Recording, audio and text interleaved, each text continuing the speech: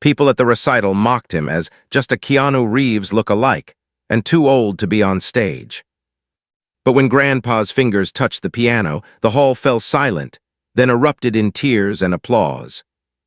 In a few minutes of music, he shattered their judgments and proved that true talent has no age or label. They said it softly, the way people do when they're sure they're being funny and harmless. "He's just a Keanu Reeves," someone whispered in the third row, and a small cluster of amused faces turned toward the man near the side aisle. He didn't hear them, or if he did, he gave no sign. He was busy adjusting the cuff of his slightly frayed blazer, looking down at the program with the kind of concentration you usually see in children trying to find their own name in print. Most people know Keanu Reeves as a movie star first, but the stories that circle around him online are rarely about his roles. They're about the time he gave up his subway seat without noticing he was being filmed. The way he sits on the very edge of a bench in photos so he doesn't crowd the person next to him. The quiet grief he never turned into a headline. The ordinary, almost stubborn politeness in a life that could have been built on distance and velvet ropes. In a culture that watches everything, what stands out now is not glamour but gentleness. So when people in the cramped community center that afternoon said, "He's just a Keanu Reeves," they meant it as a joke about how he looked, the dark, shoulder-length hair, the beard, the slightly stooped, unhurried way he walked. But without knowing it, they were closer to the truth than they realized. Not because he was famous, but because of the kind of quiet, unremarked goodness that had brought him there in the first place.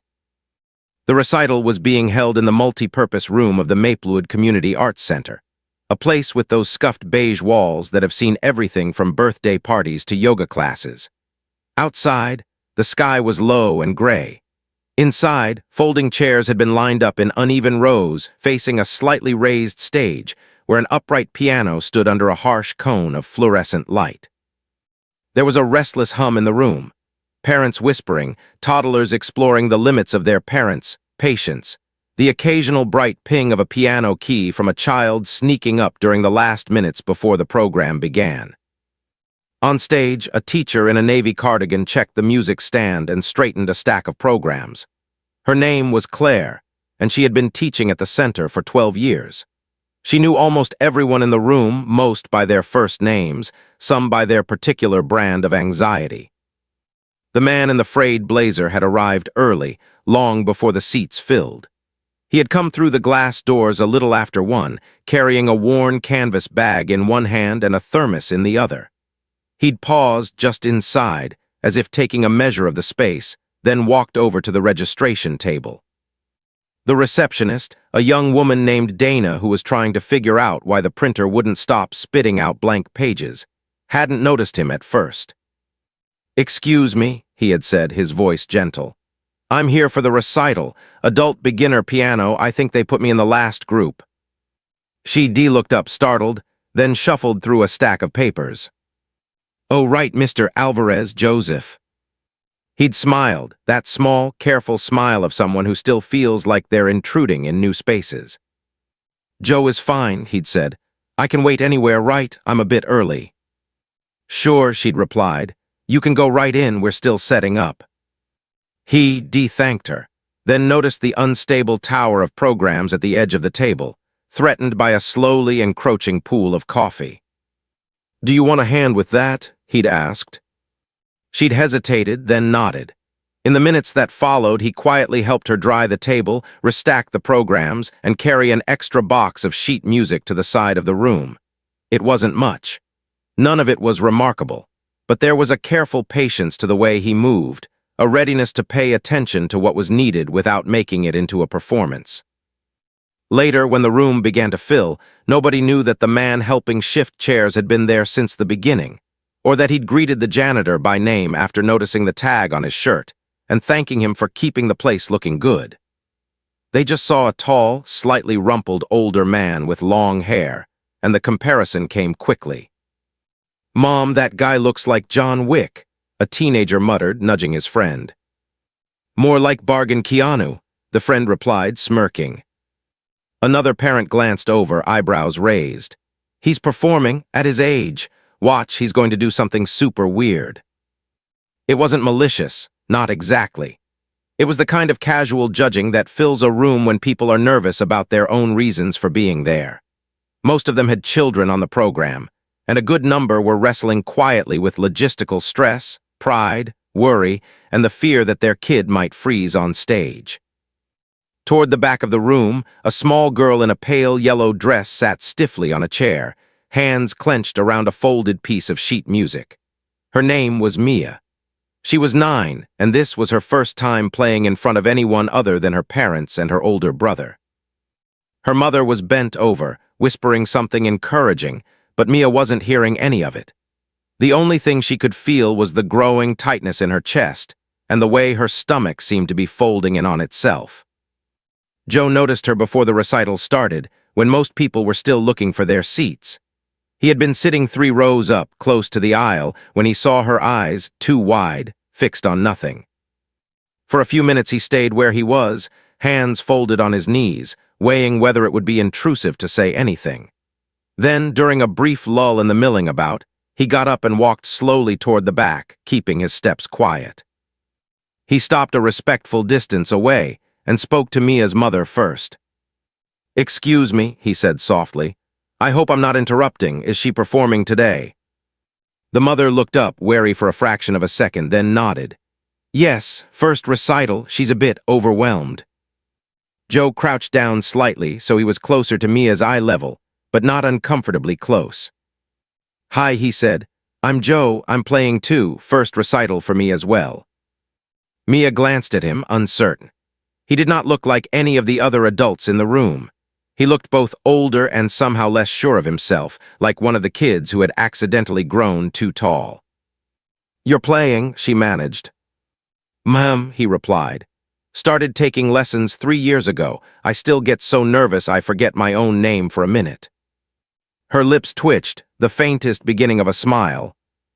"How old are you?" she asked, blurting out the question children ask when they're trying to place someone in the world.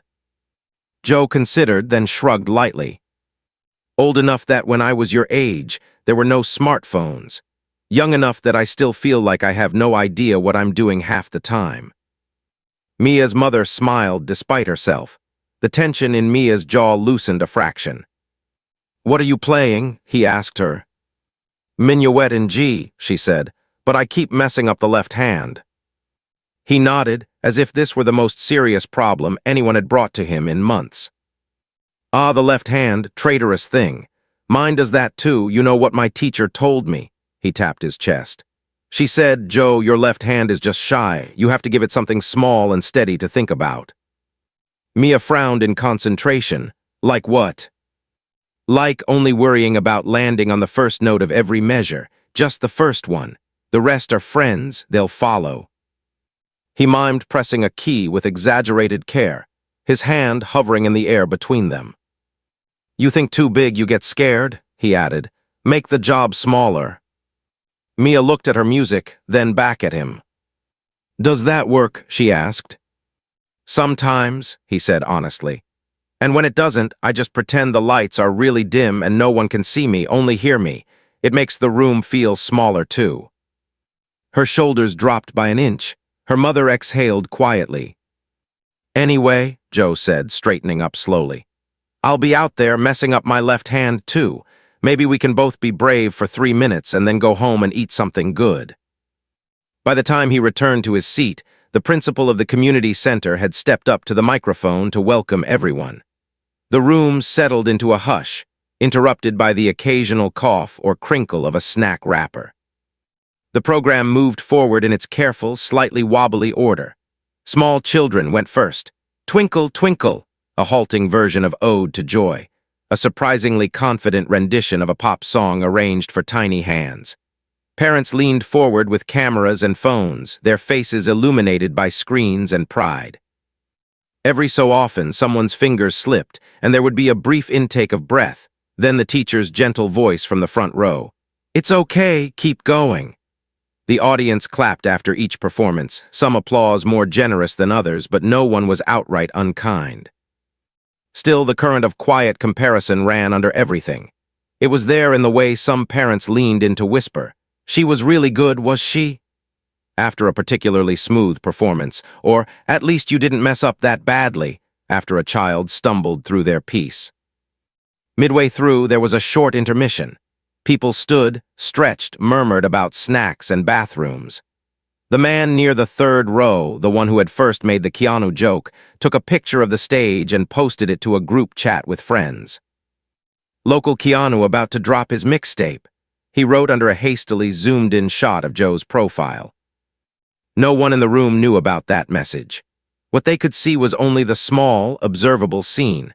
Joe standing near the doorway, letting a grandmother pass in front of him. Joe bending carefully to pick up a dropped program for a toddler. Joe stepping aside so a teen could squeeze by. On stage, Claire checked her list again. The adult beginners were scheduled for the last third of the program after the intermediate teens. It was always a bit of an experiment, mixing ages and skill levels, trying to keep the atmosphere light and inclusive without turning the adults into a curiosity. She scanned the last few names. 2 high school students, 1 college kid who was returning to piano after a break, and at the very bottom in a neat block of printed letters, Joseph Alvarez. She remembered his first lesson. He had called the community center not long after his wife died. She'd learned that only months later, and had said simply, "I don't know if I'm too old, but I think I'd like to learn the piano. I don't want to get good. I just want to not be afraid of it." He had come every Thursday afternoon since then, rain or shine, moving more slowly through the beginner books than most children, but with a carefulness and honesty that made teaching him feel less like instruction and more like shared exploration. After the intermission, the room calmed again. The teens played, some with practiced indifference, others with intense focus that made their hands shake. One boy stopped and started his piece 3 times, finally getting through it with his teacher sitting on the edge of the stage, nodding in silent encouragement. Behind the curtain on the small backstage area, Joe waited with the others. There wasn't much space, just a few folding chairs, a narrow table with a pitcher of water, and the faint smell of dust and stage paint from long-ago school plays. Mia had already played. She'd gone on stage earlier than him, shoulders tense but eyes a little less wild. She had faltered twice in the middle section of the minuet, her left hand lagging behind, but she had remembered his advice and locked onto the first note of each measure, pulling herself back on track 1 small landing at a time. When she'd returned backstage afterward, her cheeks flushed. Joe had been waiting at the side curtain. "You survived," he'd whispered, holding up his hand for a tentative high five. "How's the left hand?" "Less traitor, why?" she'd whispered back, a little breathless. Now, as the last teen before him took the stage, Joe glanced at his own music. The piece he was about to play wasn't especially difficult, at least not on paper. It was a simple arrangement of a familiar song his wife had loved, "What a Wonderful World," trimmed down and adapted to fit his still clumsy fingers. He didn't think of this as a tribute, not in any grand way. It was just that when Claire had asked him what he wanted to play, that was the melody that had come to mind, the one he had taught his hands to follow on quiet evenings when the house felt too empty. The stage manager, another teacher, filling in, leaned over. "You okay, Joe?" she asked. He nodded, nervous but okay. "If you feel lost, just breathe and find the melody again," she said. "Remember, nobody out there is waiting for you to fail. They're all hoping you'll do well, even if they don't know it yet." Her words were simple, but they settled somewhere steady in him. Out in the hall, the murmur of the audience shifted slightly as his name was announced. "Next we have Joseph Alvarez from the adult beginner class." A few people in the third row glanced at their programs, matching the name to the man they'd been watching. There were a couple of small, quickly suppressed smiles. The phone with the group chat notification buzzed quietly in one pocket. Joe walked onto the stage with the careful, slightly uneven gait of someone very aware of all the eyes on him, but not defined by them. He stopped near the piano, turned toward the audience, and gave a small bow, not theatrical, just respectful. From where he stood, the lights made it hard to see faces. This, he found, helped. The crowd became a soft, indistinct shape instead of a collection of individual opinions. He sat down on the bench and placed his hands in his lap for a moment. Then, without picking them up, he leaned toward the microphone on its thin stand. "Hello," he said, voice amplified but still quiet. "My name is Joe. I started learning piano at 68, so if you've been thinking you're too old to try something, this is your sign that maybe you're not." There was a gentle ripple of laughter, not at him, but with him. Even those who had jokingly compared him to a movie star felt something shift at the unvarnished honesty of that line. "I'm going to play a simple version of What a Wonderful World," he continued. "It's the song my wife used to hum when she was doing the dishes. I never learned it while she was here. I thought I had more time to try. Anyway, this is for her and maybe for anyone you've lost, too." It wasn't a grand speech. He didn't pause for effect. He just said the words and then turned back to the keys as if he were talking to a small circle of friends in a living room. In the back row, someone shifted in their seat. In the third row, the man with the phone slowly tucked it into his pocket. Joe placed his fingers on the keys. For a moment, they hovered, uncertain, then found their starting positions. The first notes came out a little tentative, the timing not perfectly smooth. This was not the kind of performance that makes people gasp at technical brilliance. But there was something in the way the simple melody moved forward, careful, unhurried, each note placed with attention. His left hand, the one he had often called his late bloomer, landed on the chords with a steadiness that surprised even him. It wasn't flawless. Once in the bridge, he fumbled a transition and had to pause for half a second to reset. But instead of freezing, he did what he had told Mia. He found the next landing and the one after that. From the audience, the music sounded like a familiar story being told by someone who had lived enough to understand it in a new way. There was a slight roughness in the rhythm that felt less like ignorance and more like feeling, as if each small imperfection was a reminder that this was not a recording, but a living moment. Halfway through, something subtle shifted in the room. The small, restless movements quieted. Parents who had been mentally composing encouraging speeches for their children after the show found themselves simply listening. A few people glanced at the old man's concentrated expression and felt a tug of recognition, the look of someone trying something that still scares them, for reasons that matter only to them and a handful of others. Mia, sitting near the front now, tilted her head and watched his left hand closely. It did not look traitorous, it looked determined. Near the back, an older woman who had been staring out the window during most of the earlier performances turned her chair slightly to face the stage. There were no tears streaming down faces, no audible gasps, just a softening of posture, of expression, of the invisible distance people keep between themselves and strangers. The last notes came, gentle and unforced. Joe held the final chord a breath longer than written, not out of drama, but because he wasn't quite ready to let go. Then he lifted his hands and sat still for a second, listening to the space he had just filled. The applause started slowly, then grew. It wasn't thunderous, but it was warm, steady. Some people clapped a little harder than they had for the more polished performances. Others simply found themselves unable to stop as quickly as they'd expected.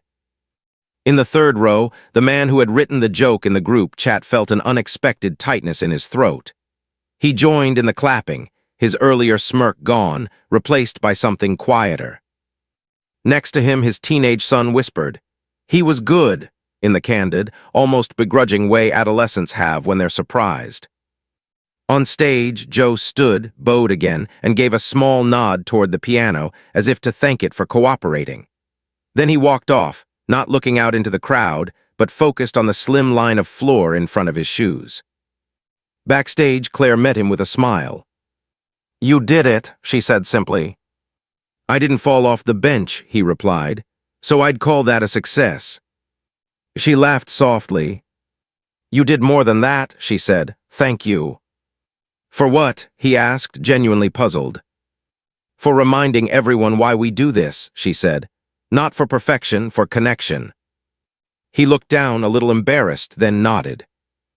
After the recital ended, there was the usual slow dissolving of the event. People gathered their coats and half-empty water bottles.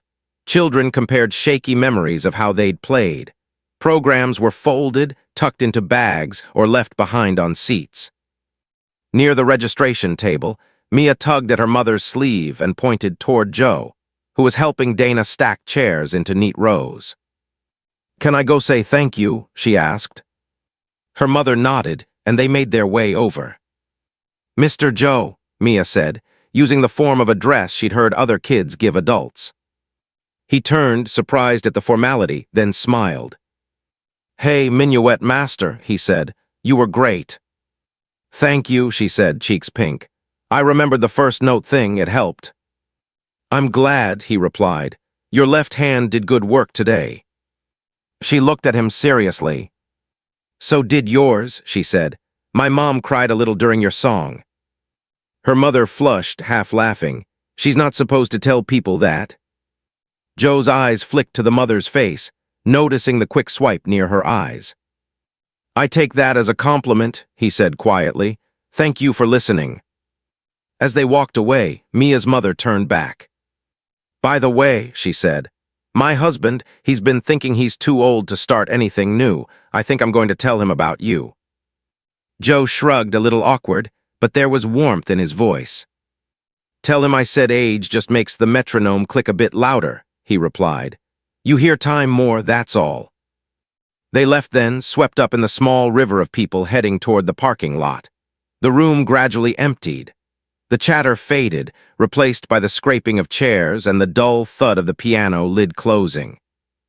Joe stayed to the end, helping fold the last chair, carrying a box of discarded programs to the recycling bin, joking with the janitor about how many balloon fragments he finds after children's parties. No one took a photo with him. No one asked for his autograph. A couple of parents nodded to him on their way out. One or two paused long enough to say, "Nice playing," with a sincerity that surprised them. When he finally stepped out into the gray afternoon, the sky had begun to mist. He pulled his coat a little tighter and started the walk to the bus stop, thermos tucked under one arm, canvas bag bumping against his hip. At the corner, he waited for the light to change. A car slowed, then stopped to let him cross even though it still had the right of way. He raised a hand in thanks, and the driver, a young man with a baseball cap pulled low, lifted a hand in return. In another part of town, on another day, someone might have filmed him giving up a seat on the bus, or holding a door a little longer than necessary, and the clip might have floated around the internet with a caption about real-life Keanu energy. But there were no cameras pointed at him now, only the soft drizzle and the ordinary quiet of a Sunday evening. Inside the community center, Claire locked the piano and turned off the lights. She thought briefly about Joe's performance, how his hands had shaken just a little at the start, how steady they'd been by the end. Then she stepped out, locked the main doors, and went home to her own quiet dinner. The people who'd whispered about him as just a Keanu Reeves would go on with their week. Some would forget the recital quickly, their lives full of other obligations and worries. Others would remember flashes, the way that older man had spoken simply about starting late, the unpolished tenderness of a song played for someone who wasn't there to hear it. What lingered for those who let it wasn't a star turn or a dramatic transformation. It was something smaller and truer, the image of an ordinary person, unknown beyond the edge of that room, choosing to show up fully, nerves, grief, humor, and all, and in doing so giving a little courage to a frightened child and a little perspective to a handful of strangers. Keanu Reeves will always exist for most people as a distant figure, moving through lit sets and curated interviews, the subject of second-hand stories about kindness and humility that travel faster than any of our own quiet gestures ever will. But the human meaning people project onto him, the hope that someone with power and attention can still be decent, still be gentle, doesn't belong only to him. It lived that afternoon in a plain community center, in the way a man in a worn blazer crouched down to talk to a scared girl about her traitorous left hand. It lived in the way he treated the janitor and the receptionist with the same steady respect he showed the director of the program. It lived in the small decision to tell the truth about his age and his fear into a microphone, instead of pretending he wasn't scared. Kindness, the kind that quietly changes the shape of a day, rarely looks like a movie scene. It looks like this. A bus ride home after a long afternoon, no fanfare, fingers still remembering the weight of the keys. A child taking that memory forward into her own life. A man in the third row thinking twice next time before reducing a stranger to a joke. Fame can show us what we hope for, but it's in rooms like that community center, in lives like Joe's, that those hopes become real. Long after the sound of the applause faded, and long after the last comparison to a distant actor dissolved into other conversations, there remained a simple, steady truth. The quiet goodness people admire in someone like Keanu Reeves is not rare, not limited to bright screens and red carpets. It is everywhere, carried in worn hands and nervous smiles, waiting in ordinary rooms for someone to notice.